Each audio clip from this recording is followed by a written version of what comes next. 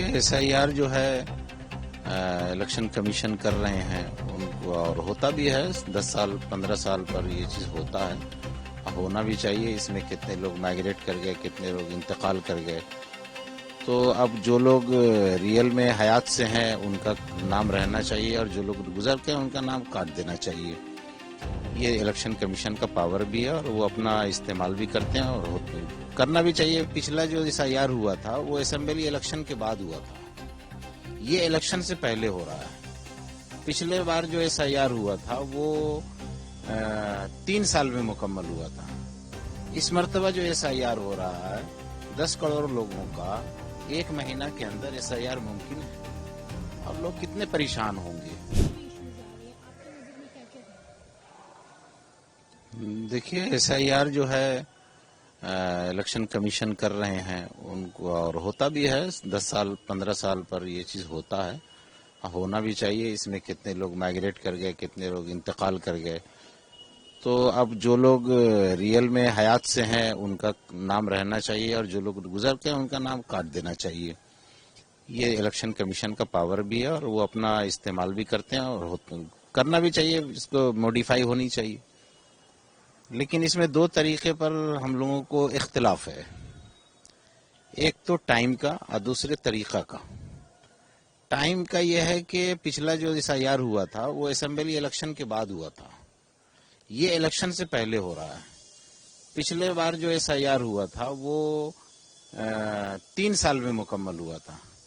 इस मर्तबा जो एसआईआर हो रहा है 10 करोड़ लोगों का 1 महीना के अंदर एसआईआर मुमकिन है, और लोग कितने परेशान होंगे। दूसरी चीज, पिछले बार जब हुआ था तो बीएलओ अपना रिकॉर्ड सब ले करके सबके घर घर जा करके चेक करते थे, बोलते थे भाई ये नाम है कि नहीं है, या मर गए या माइग्रेट कर गए। तो जो हयात से हैं, जिंदा हैं, उनके इसमें वो जिंदा लिख देते थे, जो मर गए उनको मुर्दा लिख देते थे, जो माइग्रेट कर गए उनको माइग्रेट करना लिख देते थे। तो इससे सरकार को भी आसानी होती थी, बीएलओ को भी आसानी, कर्मचारी को भी आसानी, पब्लिक को भी आसानी होती थी। इस मर्तबा जो ये तरीका अपनाया गया है कि ये पिछले 2002 का जिनका नाम होगा या उनके माँ बाप का नाम होगा उनको ही ये करना होगा, और इस तरह जो फार्म भरने का प्रक्रिया, उसके साथ जो डॉक्यूमेंट का जो एक सिस्टम बताया गया, ये इससे जो है जनता को परेशानी हो रही है, और ये तरीक़ाकार परेशान कुन तरीक़ाकार है। तो अव्वल तो इसको इलेक्शन के बाद इत्मीनान से करना चाहिए। दूसरा ये है कि 1 महीने के अंदर 10 लाख लोगों का, 10 करोड़ लोगों का एसआईआर, ये बहुत ही मतलब ऐसा प्रेशर होगा लोगों पे कि जो गरीब तबका है, जो मजदूर है, ठेला चलाता है, मजदूरी करता है, वैन चलाता है, मुटिया है, जो डेली कुआं खोदने का, खाने का काम करता है, उन लोगों के लिए तो परेशानी की बात है। वो दिन भर ये फार्म भरने में रहेंगे या अपना रोजी रोटी कमाएंगे। तो इस पर इलेक्शन कमीशन को गौर करना चाहिए।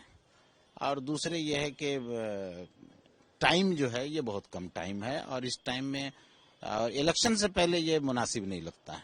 मतलब क्या ऐसी वजह है कि आप एसआईआर का समर्थन तो कर रहे हैं, लेकिन चुनाव के पहले नहीं बाद में होना चाहिए, ये क्या वजह है? देखिए इसके पीछे तो जो कर्मचारी हैं वो बेहतर जानते हैं कि इसके पीछे लॉजिक क्या है, और इसके बारे में पॉलिटिशियन लोग ज़्यादा बेहतर बता पाएंगे। हम लोग चूंकि इसके एक्सपर्ट नहीं हैं, ऑथेंटिक नहीं हैं, तो इसलिए हम तो बोल नहीं पाएंगे, लेकिन जो इसके एक्सपर्ट लोग हैं वो आपको ज़्यादा बेहतर बता पाएंगे। अलबत्ता आवाम में इस बात का एक ये है कि एसआईआर जो हो रहा है, जहाँ जहाँ बीजेपी सरकार नहीं है उन रियासतों में हो रहा है, या जहाँ माइनॉरिटी की तादाद कुछ ज़्यादा है वहाँ हो रहा है। कई स्टेट में हो रहा है, जैसे बंगाल में, बिहार में हुआ, बंगाल में हो रहा है, तमिलनाडु में होगा, केरला में होगा, आसाम में क्यों नहीं हो रहा है? आसाम में भी तो है, वहाँ भी तो होना चाहिए। वहाँ पे स्पेशल एसआईआर हो रहा है क्योंकि एनआरसी की जो प्रक्रिया है वो है, इसलिए उसे थोड़ा सा एनआरसी का जो प्रक्रिया हुआ था उसमें 20 लाख लोगों का नाम आया था, जिसमें 3 लाख ही मुसलमान थे। बाकी जो 17 लाख जो बच गए थे उनको बांग्लादेश भेज दिया गया है।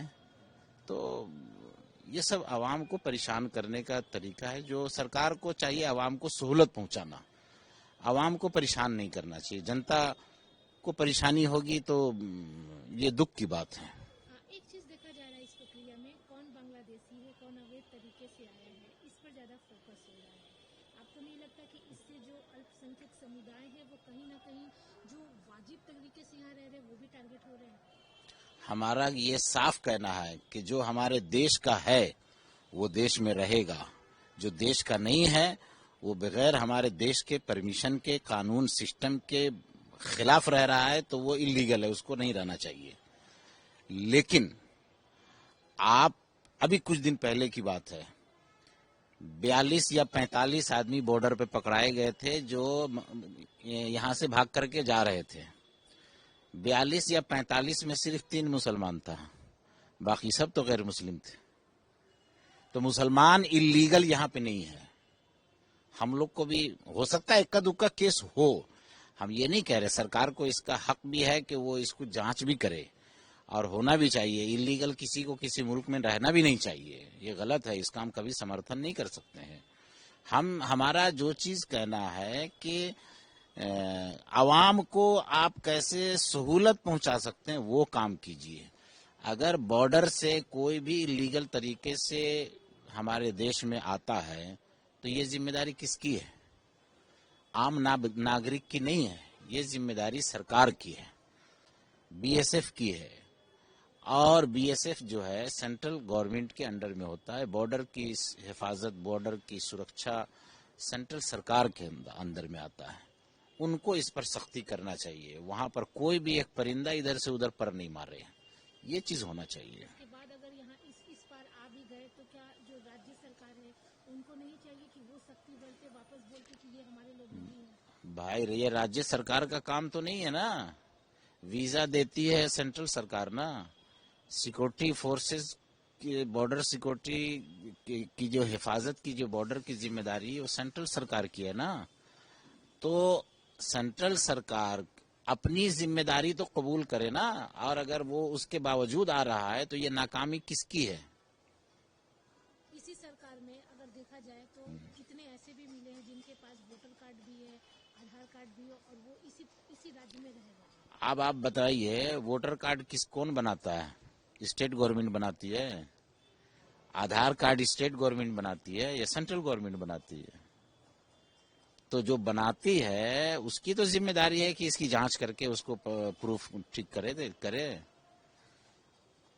भाई आज इलेक्शन कमीशन में बनाते हैं वोटर कार्ड, तो ये जिम्मेदारी किस इलेक्शन कमीशन किसके दायरे में आते हैं? तो सेंट्रल सरकार के अंदर में आते हैं ना। तो उनको अपनी जिम्मेदारी पूरी करनी चाहिए ना। मतलब आप ये मानते हैं कि राज्य सरकार कहीं भी इसमें नहीं, ये राज्य सरकार का काम नहीं है। देखिए, जो काम राज्य सरकार का है वो अगर अपनी जिम्मेदारी नहीं निभाती है तो उसको जाहिर सी बात है उनको अपनी नाकामी को एतराफ करना चाहिए। जो सेंट्रल सरकार के अंदर में वो अपनी जिम्मेदारी कहीं नहीं निभाती है तो उनको अपनी नाकामी का एतराफ करना चाहिए। और आवाम को भी इसको समझना चाहिए कि कौन सरकार कहाँ पे नाकाम है या कहाँ पे वो किस मामले में फेलियर हो रही है। तो इसको तो आवाम भी इसके बारे में समझती है। दूसरा सवाल ये है कि हाल में दिल्ली के रेड फोर्ट के पास में एक ब्लास्ट हुआ, लोग भी मारे गए उसमें। पहली बार देखा गया कि जो फिदाइन है वो डॉक्टरों को बनाया गया है, वो भी मुसलमान थे सब के सब। और तो ये जो इस एडुकेटेड जोन को जो लिया गया फिदाइन के लिए, पहले जैसे इंजीनियर्स को लिया जाता था, ये पहली बार डॉक्टर्स को लिया गया।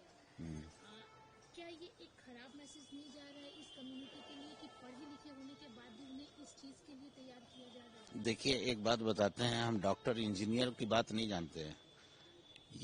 ये काम जो भी वहां पर हुआ ये बहुत गलत हुआ और हम सब के लिए दुख की बात है, अफसोस की बात है। हमारे देश के नागरिक मारे गए और जिसने भी किया है बहुत गंदा काम किया है, उसको कानूनी तौर पर पूरी तरह सजा मिलनी चाहिए। लेकिन इसमें सिर्फ मुसलमान गिरफ्तार नहीं हुए हैं, हिंदू भी गिरफ्तार हुए हैं। मुसलमान मारे गए हैं इसमें बहुत ज्यादा, हिंदू से ज्यादा मुसलमान मारे गए। हिंदू तो शायद एक ही मारे गए जैसा रिपोर्ट आया, हमने देखा है। लेकिन उसके बावजूद मीडिया जो है सिर्फ मुसलमान मुसलमान का नाम चिल्ला रही है, ये दुख की बात है। मीडिया लगता है कि हमारे देश के जांच एजेंसी से ज्यादा तेज एजेंसी मीडिया की है। वो मीडिया ही सब एजेंसी बना देती है, वो ट्रायल भी कर दे रही है, फैसला भी सुना दे रही है। तो हम तो चाहेंगे कि हमारे देश की जो जांच एजेंसी जो इसको तहकीक कर रही है, इसको तहकीक करके मुजरिम को सामने लाए और तहकीक से पहले इसके बारे में सरकार ऐसा कानून बनाए कि मीडिया इस पर कोई बात नहीं करे जब तक कि गवर्नमेंट की तरफ से पूरा प्रूफ नहीं वहां पर दिया जाए। तो ये चीज तो हमारे देश में हिंदू मुस्लिम तो मीडिया पैदा कर दे रही है।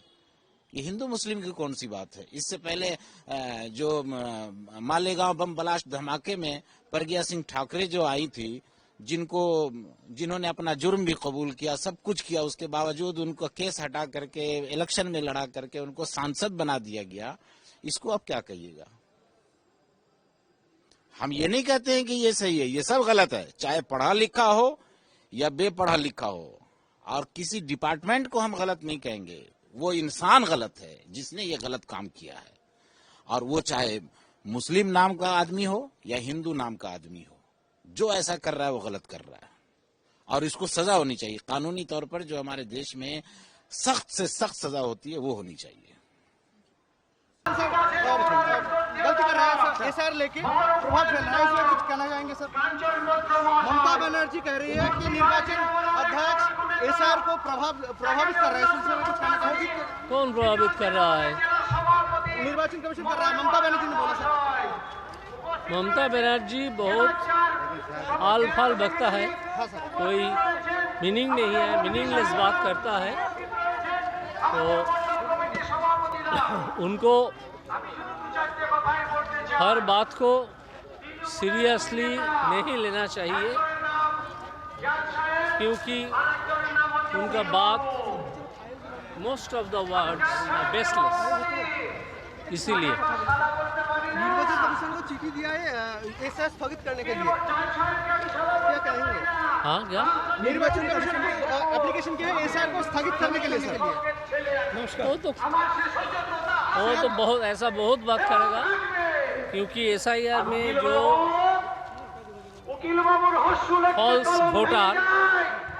फॉल्स वोटर जो बात जाएगा,